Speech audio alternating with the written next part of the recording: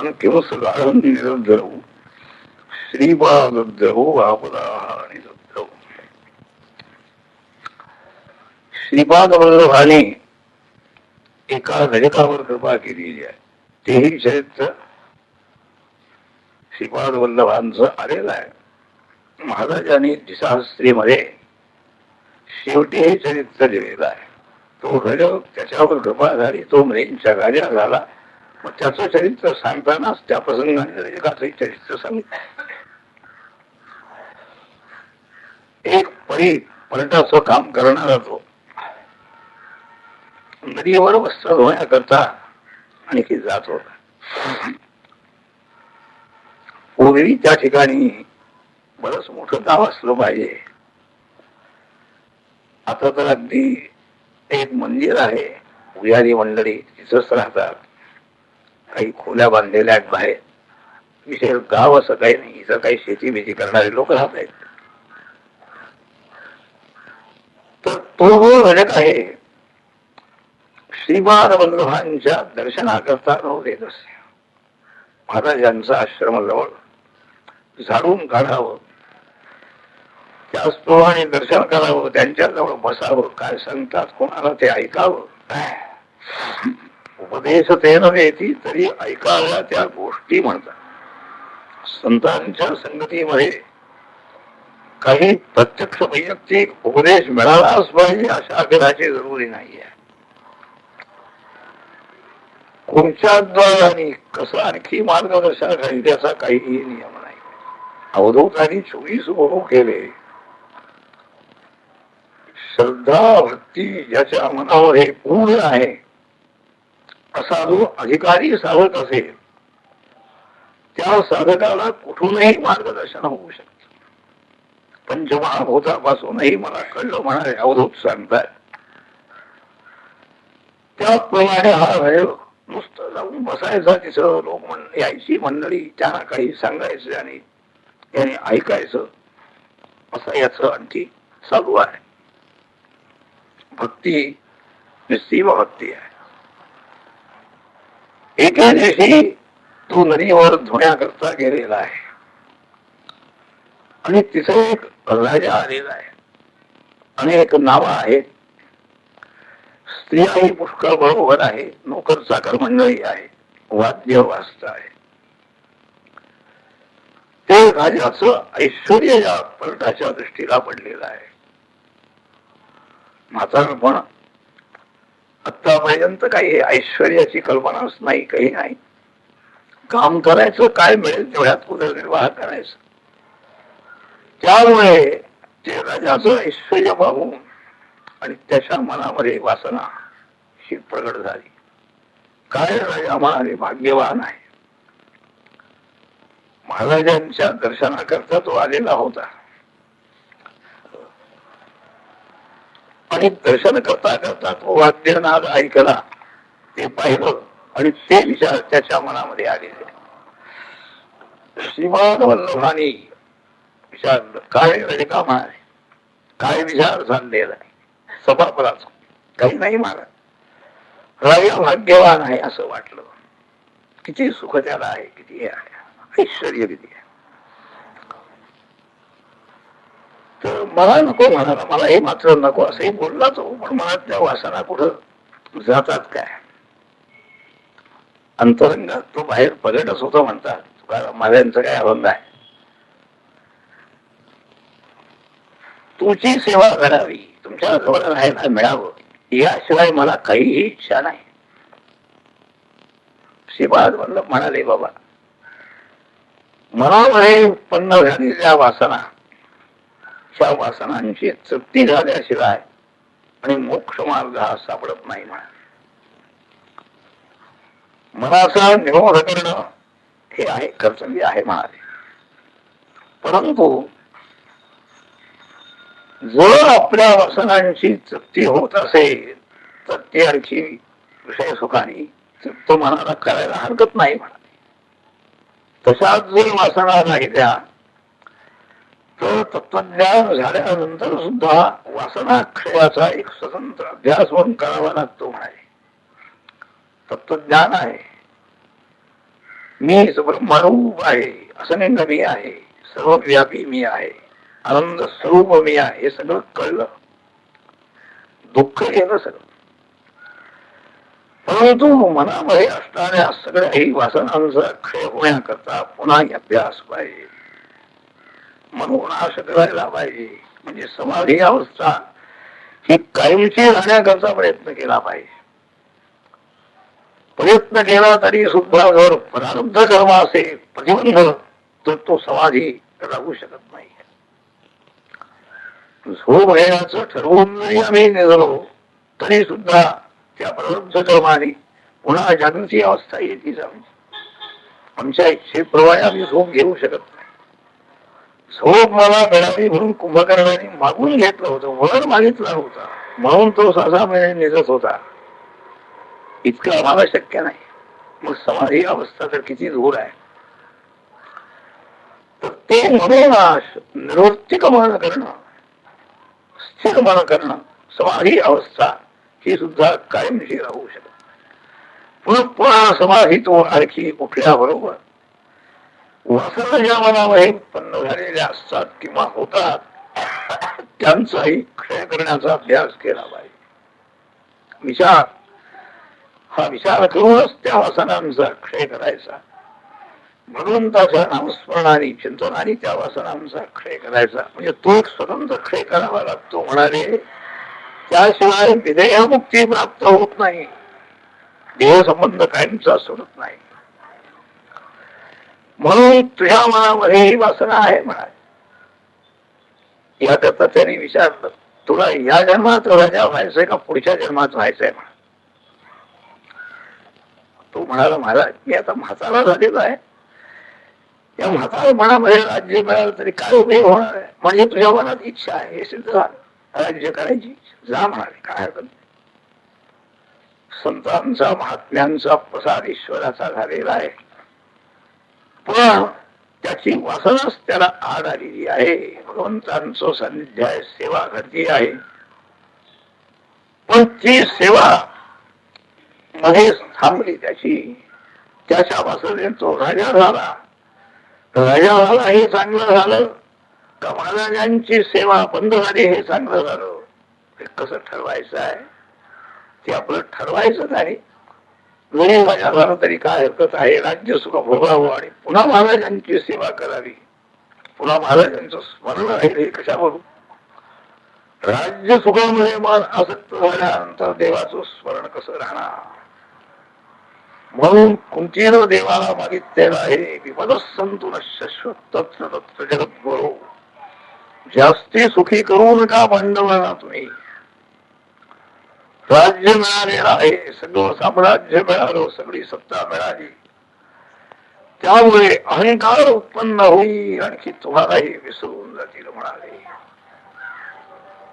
तुमची विस्मृती ज्यामुळे होणारी आहे असं सुख नको आम्हाला. आम्हाला विभक्तीत अरण्यातच ठेवायचं. हे विचारपूर्वक मागणी आहे कुंतीची. पण याला आता महाराजांनी सांगितलं जा म्हणाली तुला की एक जन्म यामुळे आता तुला घ्यावा लागेल, राज्य सुख पुष्कळ मिळेल, सगळी व्यवस्था, पण त्याचे संस्कार मात्र चांगले राहिलेले आहे. शेवटपर्यंत महाराजांचं दर्शन होईल म्हणून सांगितलं.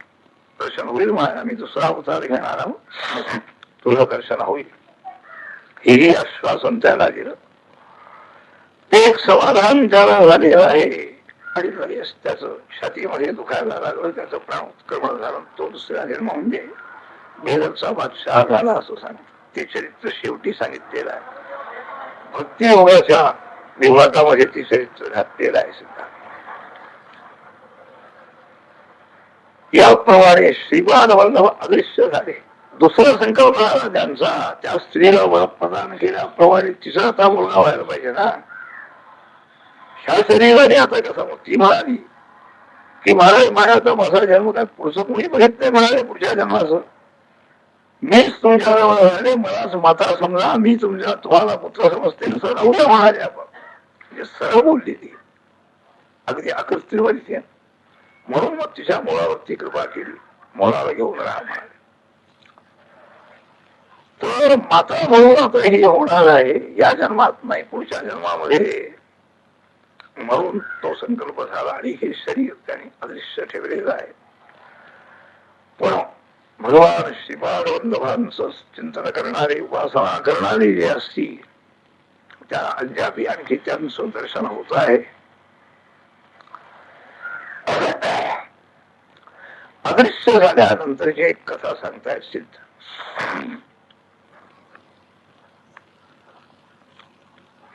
भक्ताचं संरक्षण किंवा भक्ताची इच्छा ही देव कसे पूर्ण करतात, ईश्वराची काय शक्ती आहे, याबद्दलची ही कथा आहे. कुरुमामध्ये राहणारा एक ब्राह्मण बुद्धी कमी असल्यामुळे त्यांनी व्यापार करायला सुरुवात केली. इकडं शिकणं वगैरे सोडलेला त्याला काही जमलं नाही. ते दुकान वगैरे काढलेलं आहे, व्यापार करतो आहे. श्रीपाद वल्लभांचा मात्र भक्त होता. ऐकलं होतं त्यांनी श्रीपाद वल्लभ अदृश्य जरी झालेले असले तरी त्यांची कीर्ती ऐकल्यामुळे त्यांची भक्ती मनामध्ये आहे. त्याने त्यांना नमस्कार केला की मला जर माझ्या व्यापारामध्ये फायदा झाला तर मी अन्नदान पुष्कळ करीन, सहस्र अन्नदान करीन, भोजन करीन. अगोदर कोणी हे करत नाही. म्हणजे विश्वास आहे, देवावर विश्वास आहे. पण देवाने जर माझं एक काम केलं तर मी करीन. ते सुद्धा त्यातला काही अंश सगळे मिळाले, सगळं काही तो हे करणार नाही आहे. म्हणजे किती सकाम भक्तीमध्ये श्रद्धा जरी असली तरी सुद्धा ती कमी असते, पुष्कळ कमी असते. विचार केल्यानंतर आपल्याला कळून येत. पण लादेने नरसिंहांची स्तुती करीत असताना एक सिद्धांत त्यांनी मांडलेला. नैवात्मन प्रभुरयम निजनानुपूर्णा मानंजनात अभिदुषा करुणो वर्णीते. भक्ताने आपली सेवा करावी, पूजा करावी, काहीतरी आपल्या करता हे करावं, द्यावं घ्यावं, काही देवाला इच्छा नाही म्हणाली. काय त्याचं काय कमी आहे म्हणाल. लक्ष्मी साक्षात जिथं राहती आहे, आणखी तो आत्मानंदामध्ये निमग्न आहे. कोणाकडूनही पूजा अर्चा त्याला काही अपेक्षा नाही म्हणा. मग देवाला अपेक्षा नाही. मग हे जे भक्त पूजा करतात हे देवा करता करत नाही, स्वतः करता सगळे भक्त पूजा करतात ना.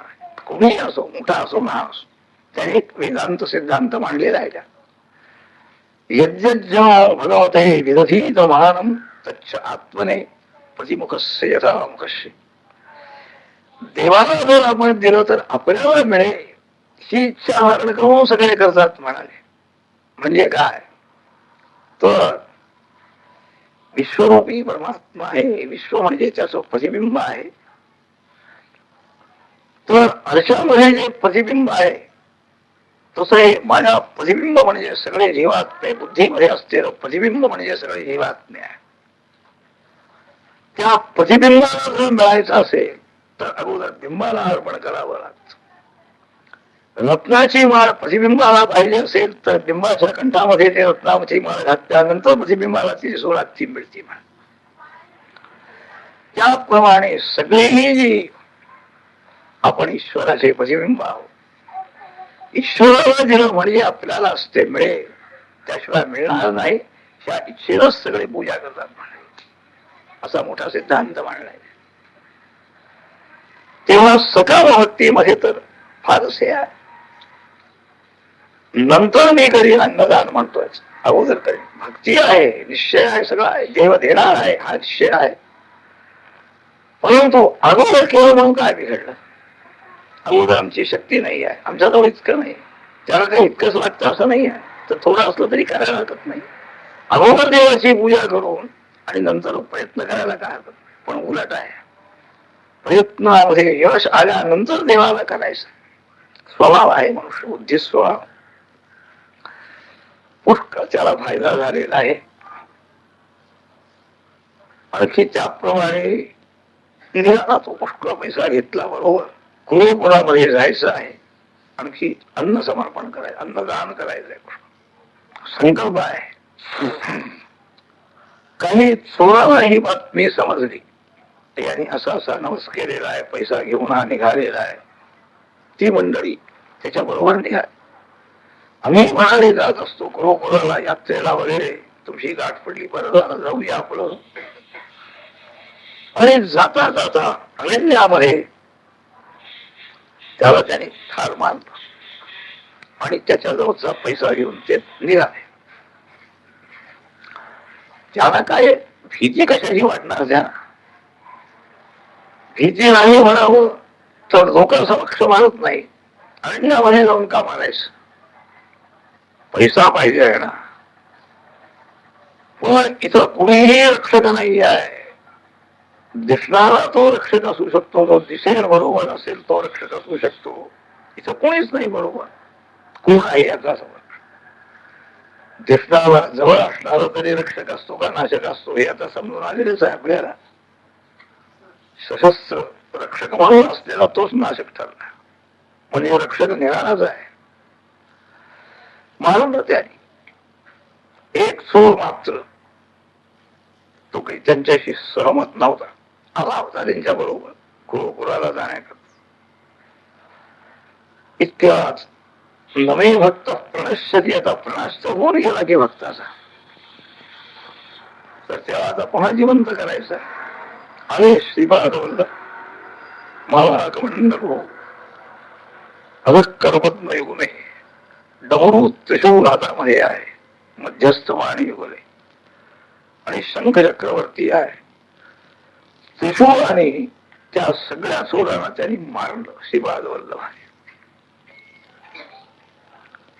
तो शरण आलेला एक चोर, ब्राह्मणाचा तर शिरच्छेद झालेला आहे, तो मारून पडलेला आहे.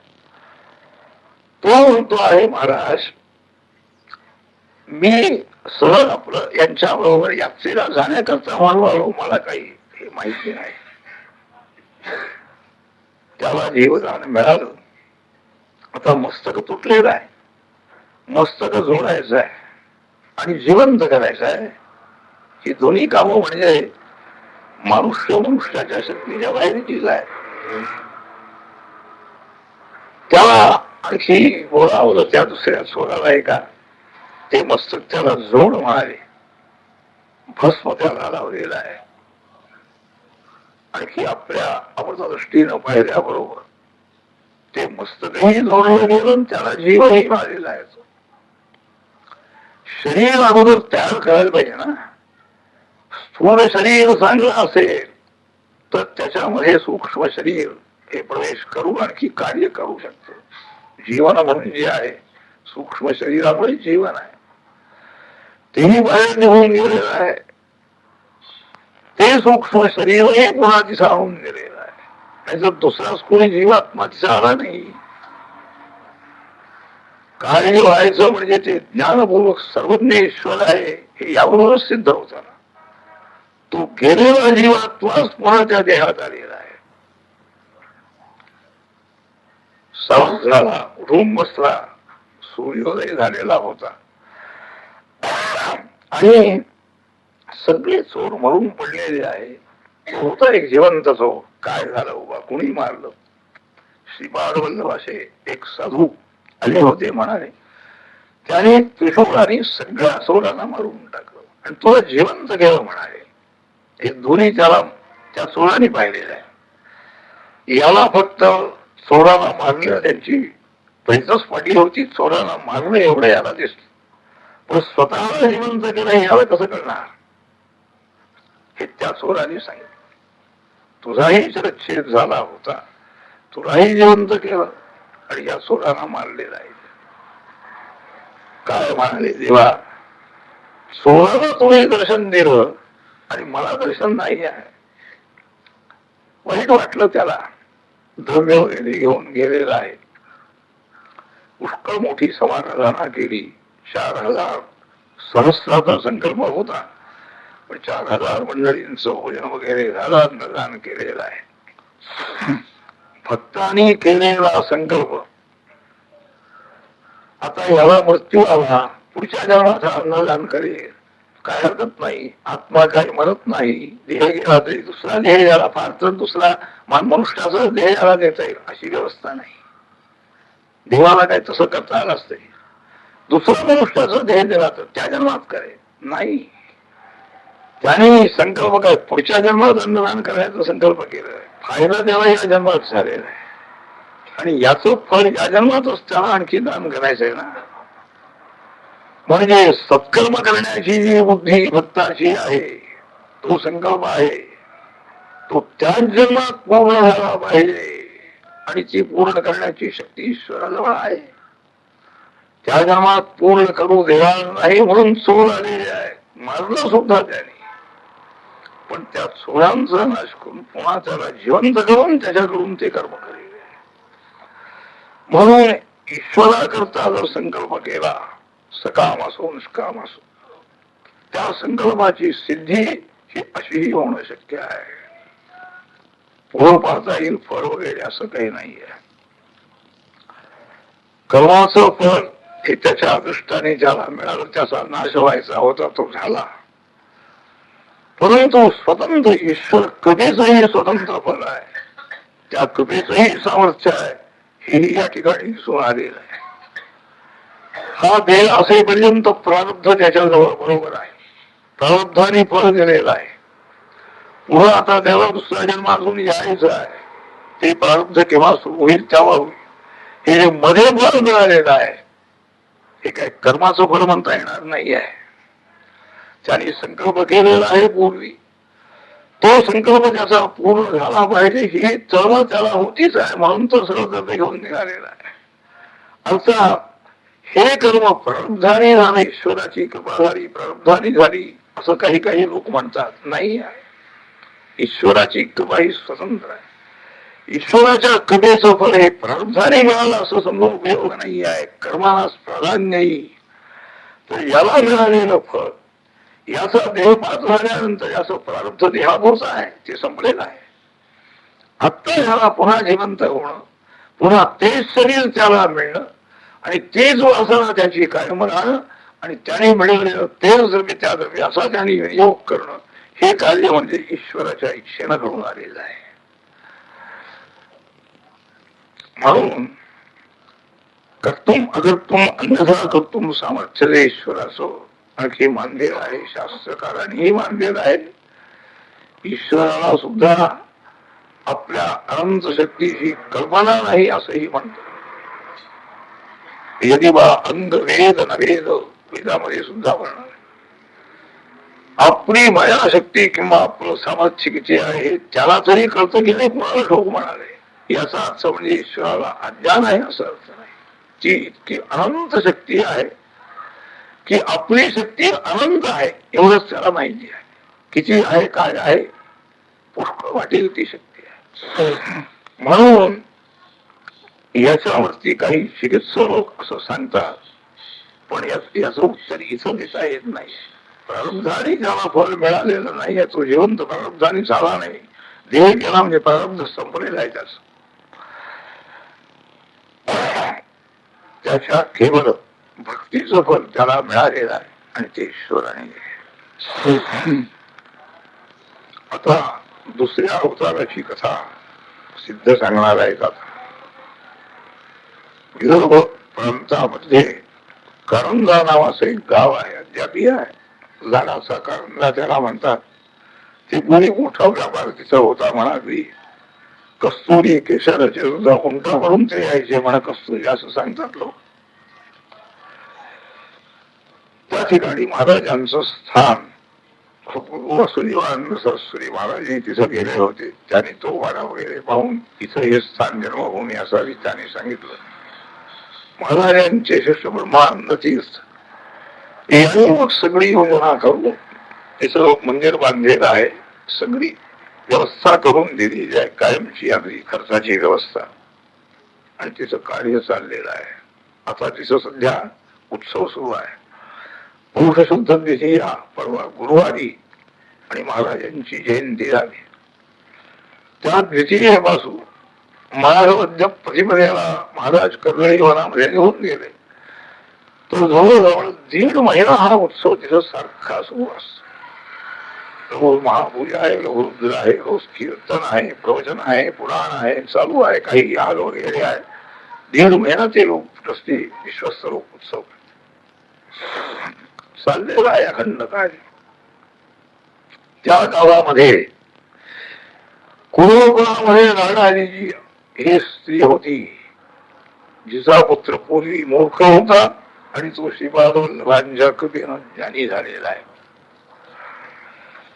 त्या स्त्रीला मृत्यू आल्यानंतर तिचा जन्म त्या कारंजा गावामध्ये एका चांगल्या सच्शील घराण्यामध्ये झालेला आहे आणि तिचं अंबा हे नाव ठेवलं. ती आणखी वाढवत लहानपणापासून चांगले संस्कार आहे, शिवभक्ती आहे मनामध्ये. लग्नाचा काळ आल्यानंतर त्याच गावामध्ये माधव नावाचा ब्राह्मणाचा पुत्र होता. त्या मुलाबरोबर या स्त्रीचा विवाह झालेला आहे.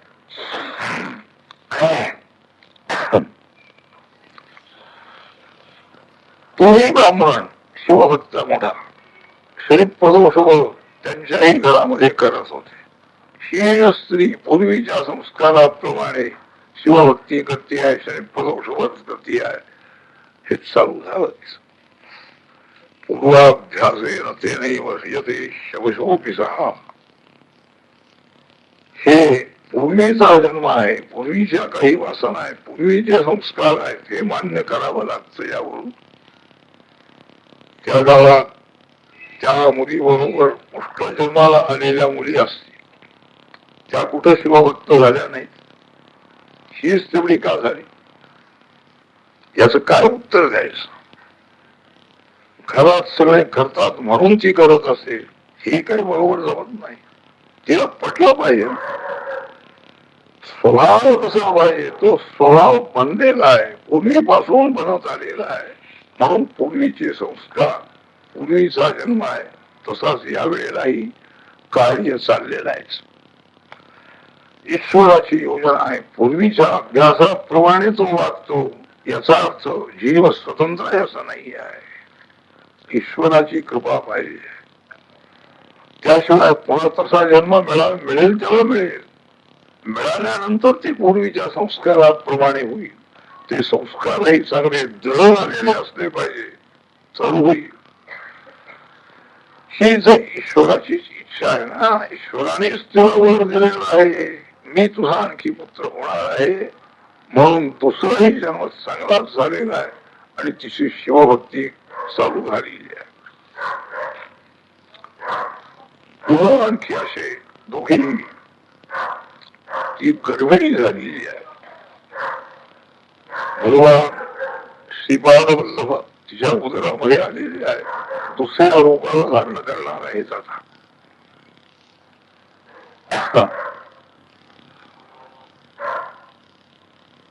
श्रीपादवल्लभ अदृश्य रूपाने त्या कुरुकुलामध्ये राहिलेले आहेत, हेही सांगितलं सिद्ध आहे.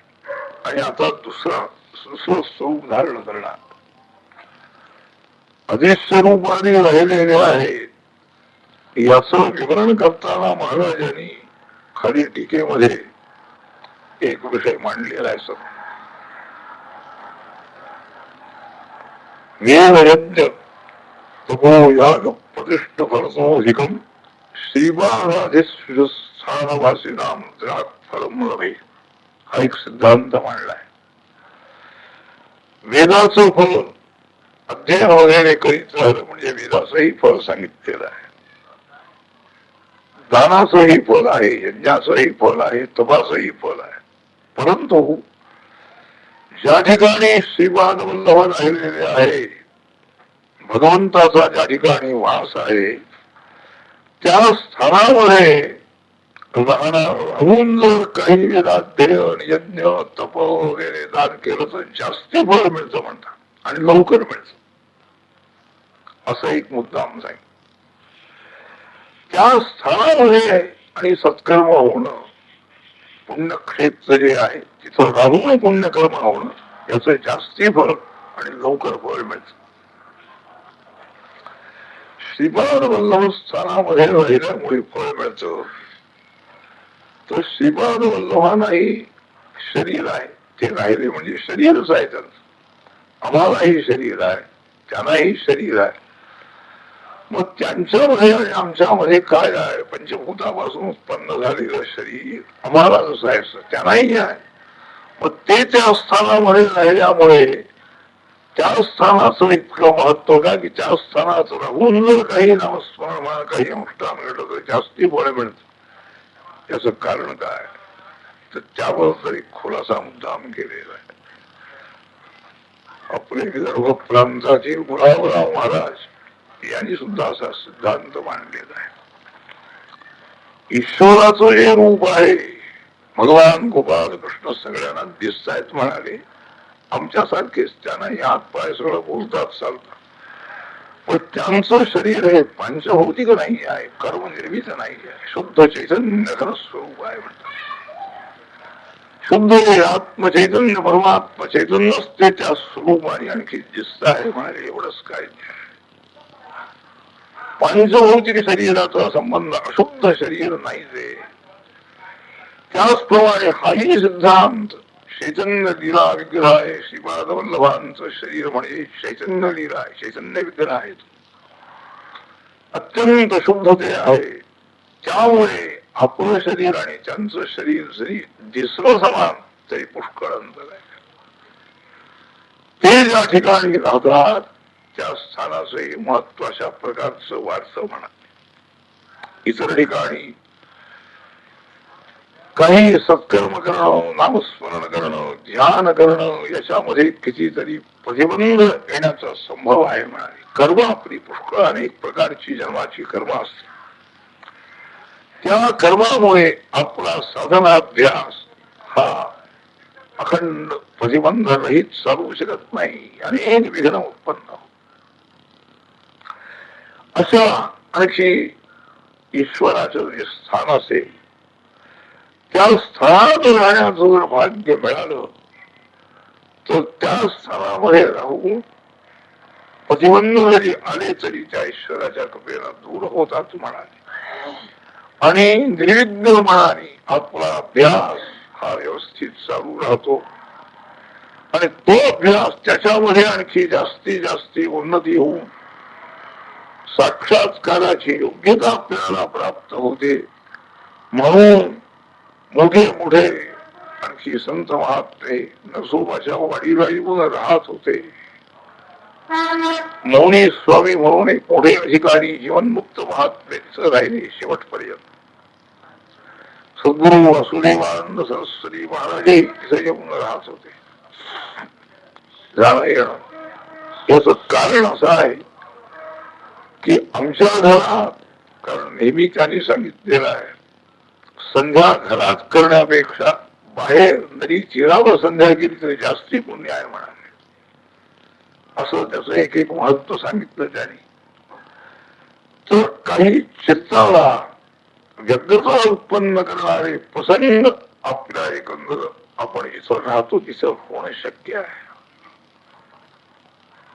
त्याही ठिकाणी जर आणखी अखंड आपलं अनुष्ठान सर्व राहील तर तेही स्थान तशाच प्रकारचं पवित्र होत आहे. आपले माननीय कृष्णराव यांनी प्रपंचच परमार्थ रूप करून टाकला. त्यांना ईश्वराची सद्गुरु महाराजांची कृपा आहे. त्यांचं अखंड पारायण 20 वर्षात 1000 पारायण झाली आता या विशास्त्रीची.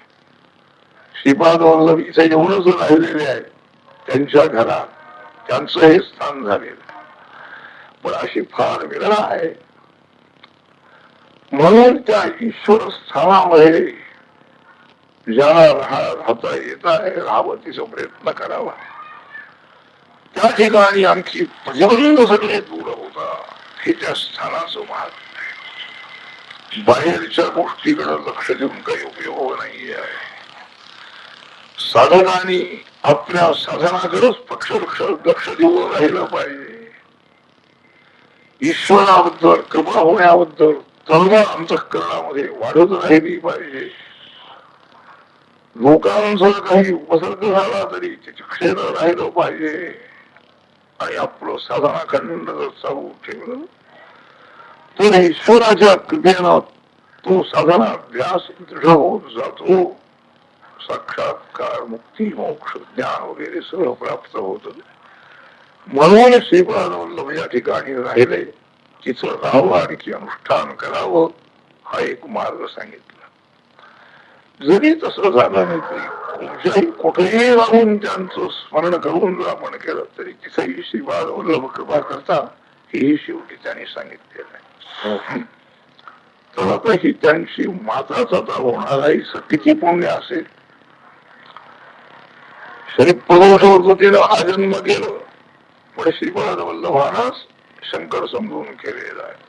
म्हणजे पुण्यामध्ये सुद्धा कितीतरी वाढ झालेली आहे. तिच्या नुसती शंकरांची उपासना नाही आहे, शंकरांच्यावर श्रद्धा आहे आणि श्रीपाद वल्लभच शंकर आहे ही दुसरी श्रद्धा आहे. त्यामुळे किती श्रद्धा तिची वाढली आणि त्यामुळे तिचे पुत्र झाले भगवान श्रीपाद वल्लभ. म्हणजे तिची पुण्याही सुद्धा किती मोठी आहे. गर्भिणी झालेली आहे ती अंबा. तेव्हा जाणार मंडळी त्यांच्याबरोबर आणखी तत्वज्ञानाचे विचार ती मांडती आहे. गर्भस्थ भगवान ज्ञानस्वरूप परमात्मा गर्भामध्ये आहे आणि अशा रीतीनं 9 महिने पूर्ण झालेले आहे आणि 10व्या महिन्यामध्ये श्रीपाद वल्लभ पुन्हा जन्माला आले. दुसरा जन्म आहे. त्यांचं शरीर कायमच आहे. परशुराम अवतार कायम असून रामावतार झालाच की नाही. 2 जन्म 2 स्वरूप धारण करणं म्हणजे त्यांना काय अशक्य आहे. ते कार्य करण्याचा काळ आलेला आहे. परशुरामांचं कार्य थांबलेलं आहे, ते संपलेलं आहे. काय आता पुढे दुसरं कार्य करायचं आहे. रावणाधिकांचा समाचार घ्यायचा, त्यामुळे रामावतार आता हे साक्षात भगवान आहे हे समजण्याकरता ओंकार वाच्य भगवान स्वयंविलासीच म्हणतात. जन्माला येण्याबरोबर हा जीवात्मा नाही आहे. कोणीही जीवात्मा जन्माला आल्यानंतर सर्व त्याला विस्मरण होत आणि तो रडायला लागतो. अज्ञान आहे, केवळ ज्ञान आहे. इथं पूर्ण ज्ञान आहे. प्रत्यक्ष भगवंताचं हे स्वरूप आहे समजून सांगण्याकरता, व्यक्त करण्याकरता ओंकाराचा उच्चार सुरू केलेला आहे. जन्माला येण्याबरोबर त्या बालकाच्या मुखातून ओंकार उच्चार सुरू. सहसा एकदम ते प्रगट झाले ओंकार उच्चारण करी. कृष्णावतारामध्ये अगोदर प्रगट झाले म्हणून 16 वर्षाचं ते शंकर कर्कलापद्म रूप धारण करून प्रगट झाले. देवकीच्या तुरुंगामध्ये देवकी वसुदेवाने पाहिली स्तुती केली आणि देवकीने सांगितलं हे रूप धारण करून काय करण, बालवा लहान व्हा. मग लहान झाले. इथे त्यांनी जे स्वरूप धारण केलं बालवयच आहे बालरूप, परंतु जन्माला येण्याबरोबर प्रणवोच्चारण सुरू झालेलं आहे. प्रणवाचं महात्म्य मांडूक्य उपनिषदामध्ये पुष्कळ वर्णन केलेलं आहे. प्रणव हे अगदी परिणाम आहे भगवंता. खरं नाव बाजूला ठेवून अण्णासाहेब, बाबासाहेब ही जी काही नावं पडलेली असतात त्या नावाने हात मारलं म्हणजे जास्त आवडतं माझ्यांना. तशी स्थिती आहे. अत्यंत प्रिय हे नाव आहे ओंकार. आणि त्या ओंकाराच्या उपासनेनं साक्षात भगवंतांचं दर्शन होतं, साक्षात्कार होतो. तर हे सगळं व्यक्त करण्याकरता हा असामान्य कोणीतरी मुलगा आहे हे सगळ्यांना आणखी दाखवण्याकरता म्हणून ओंकार पठण चाललेलं आहे. जातकर्म संस्कार केला माधव ब्राह्मणाने. सगळी ज्योतिषी मंडळींनी त्यांचे ते सगळे ग्रह वगैरे पाहिलेले आहेत. अनस्त निघत अनस्त कोणत्याही ग्रहाचा नाही आहे. सगळे शुभस्थानी सौम्य ग्रह आहे. असं सगळे आणखी त्या काळाची स्थिती पाहून हा मुलगा म्हणाले संन्यासी होणार आहे, गृहस्थाश्रमी नाही. संन्यास दीक्षा म्हणजे सगळ्यांचा उद्धार करणारी दीक्षा आहे ती. आपण मात्र अगदी अलिप्त राहू निरंतर ब्रह्मचिंतन करणारे हा मुलगा म्हणाले संन्यास घेणार आहे. साक्षात हा काही सामान्य जीव नाही आहे, मोठा अधिकारी आहे, परमेश्वर आहे असं त्यांनी सांगितलं. सगळ्या गावामध्ये ही बातमी पसरली. कारण असा कोणताही मुलगा आजपर्यंत पाहिला नाही किंवा ऐकला नाही की ज्या येण्याबरोबर की प्रणवोच्चारण ओंकार म्हणतो आहे. सामान्य काही एक शब्द सुद्धा त्याला बोलता येणार नाही, त्याने ओंकाराचं पठण करायचं म्हणजे कसं. लोक पाहायला यायला लागले, पण त्या माधव ब्राह्मणाने मात्र काही दाखवलं नाही लोकांना. दृष्टी लागेल म्हणाला. आता हे आपला त्याला दृष्टी लागेल ही कल्पना अजून मनामध्ये आहे.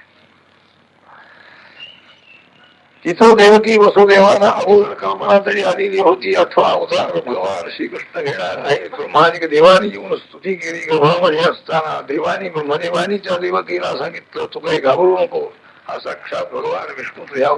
ही कल्पना तरी आलेली होती. इथं तशी काही कल्पना नाही.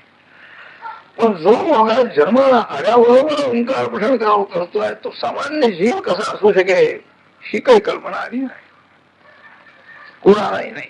पाहायचं नाही माझ्या दृष्टी लागेल बाळाला. शेवटी काही दर्शन नाही, काय नाही. बायका बिका कोणी आल्या असतील, त्यांना काही हे केलं नसेल, पाहिलं असेल त्याने. याप्रमाणे 2-4 दिवस झाल्यानंतर त्या मातेनं सांगितलं अहो माझ्या स्तनामध्ये दूध कमी आहे म्हणाले. एखादी गाई जरी आणा उपमाता किंवा एखादी शेळी तरी चांगली दूध देणारी घेऊन या बालकाला दूध पाहिजे. त्याने नुसता स्तनाला स्पर्श करण्याबरोबर स्तनामध्ये दूध वाढलेला आहे, उत्पन्न झालेला आहे. हाही चमत्कार त्या मातेला दिसलेला आहे. आणखी असे चमत्कार कितीतरी झालेले असतील, पण ते काही प्रगट केलं केलेले नाहीये. याप्रमाणे 2-3 वर्षांचा काळ गेला. पण यांचं आपलं ओंकाराचं पठण झालं. कुणी काही बोललं ऐकून घ्यावं, आणखी प्रणवाचा उच्चार करायचा. मुलाला समजत नाही असंही म्हणता येत नाही. सगळं ऐकून घेतो व्यवस्थितपणाने आणि आपलं म्हणायचं जे प्रणव म्हणतोय. अज्ञानी आहे असं नाही, पण बोलत का नाही, चिंता वाढत चाललेली आहे. मग ते काही उपाय जे काही लोकांनी सांगितल्याप्रमाणे शनिवारी किंवा रविवारी अश्वत्थ वृक्षाच्या पानावरती आणखी अन्न घालून त्याला भोजन घालणं असे काही काही उपाय सांगितले करतायत, करून पाहतायत. त्या बालकाला आणखी वाणी यावी म्हणून काही उपयोग नाही. उपनयनाचा काल आला, 7-8 वर्ष व्हायला आली, तरी भाषा नाही आहे. आणि मग मात्र त्यांना चिंता उत्पन्न झाली. काय म्हणाले, शंकरांची आम्ही शनिपुरुषवत केलं, करतो अजून सुद्धा, उपासना चालू आहे. आणि शंकरांनी हे कसला मुलगा दिला म्हणाले. काही बोलायला येत नाही, काही नाही, समजतंय सगळं, ऐकून घेतो सगळं. कसं याचा उपनयन करायचं, कसं काही श्रीमंताचा उपदेश कसा करायचा, अशी चिंता माता पितरांना उत्पन्न झाल्यानंतर त्यांनी आपण खूण करून सांगितलं, जाणवं मग घातलं म्हणजे मग मी बोलायला लागेल म्हणा. आणि एक लोखंडाची आपली पहार म्हणा काही आणली, त्याला स्पर्श केल्याबरोबर सुवर्ण झालं, असाही चमत्कार करून दाखवला आहे. चमत्काराने विश्वास जास्ती बसतो म्हणतात, तो टिकतो की नाही कोणाला ठाऊक. पूर्ण सामर्थ्याने चमत्कार झाले तर तो टिकायला हरकत नाही आहे. काही तात्कालिक सामर्थ्याने चमत्कार आले तर ते सामर्थ्यही कमी झालं म्हणजे तो विश्वासही कमी होतो. तर त्यांच्या मनामध्ये हा कोणीतरी लोकोत्तर महात्मा आहे अशी खात्री झाली. सामग्री सगळी मुंजीची तयारी झालेली आहे सगळी. योग्य मुहूर्तावरती त्यांचं नरहरी असं ठेवलं होतं त्याने. नरहा हरिरिव, सर्वांच्या पथकाला दूर करणारा हा जरी मनुष्य असला तरी हरिप्रमाणे आहे, म्हणून नरहरी याप्रमाणे नाव ठेवलेलं आहे. त्यांची मुंज हरी सगळं मातेनं भिक्षा घातलेली आहे आणि वेदमंत्र म्हणायला सुरुवात केली. 8 वर्ष काही शब्द नाही, कोणी ऐकला नाही, आणि उत्तम वेदमंत्र म्हणतात. ऋग्वेद आहे, यजुर्वेद आहे, सामवेद आहे, अथर्वण वेद आहे. सगळ्या वेदांची मंडळी त्यावेळेला होती. त्यांनी ते मंत्र ऐकले. उत्तम शुद्ध मंत्र म्हणतात. काही अभ्यास नाही, काही नाही. यावरूनही हा कुणीतरी महात्मा आहे अशी खात्री सर्वांना झाली. सर्व मंडळी येत आहेत, अज्ञानी तर येतातच आहे, पण ज्ञानी माणसं सुद्धा काय याचा अर्थ कसा करायचा, एकतरी ओवी अनुभवावी म्हणतात ना नामदेव. अनुभव घ्यायला शिकण्याकरता म्हणून जावं लागतं संतांच्याकडे. वाचनाने ज्ञान होत नाही असं नाही. त्याप्रमाणे वेदशास्त्राचा अभ्यास केलेली जरी पंडित मंडळी जरी असली तरी मनामध्ये काही संदेह शिल्लक राहतात. सर्व संशय निवृत्ती होत नाही. म्हणून इथे यायचं मुद्दाम, यांच्याकडे येऊन तो अर्थ समजून घ्यायचा, समाधान त्यांना होत असे. मग महाराजांनी सांगितलं, आईला पिजाला सांगितलं की आता म्हणाले मला संन्यास दीक्षा धारण करायची आहे, मी आता घरातून बाहेर जाणार आहे म्हणाले.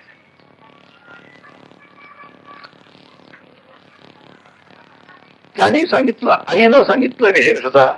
तिला वाईट वाटलं. इतके दिवस म्हणाले तुम्ही काही बोलला सुद्धा नाही, आता बोलायला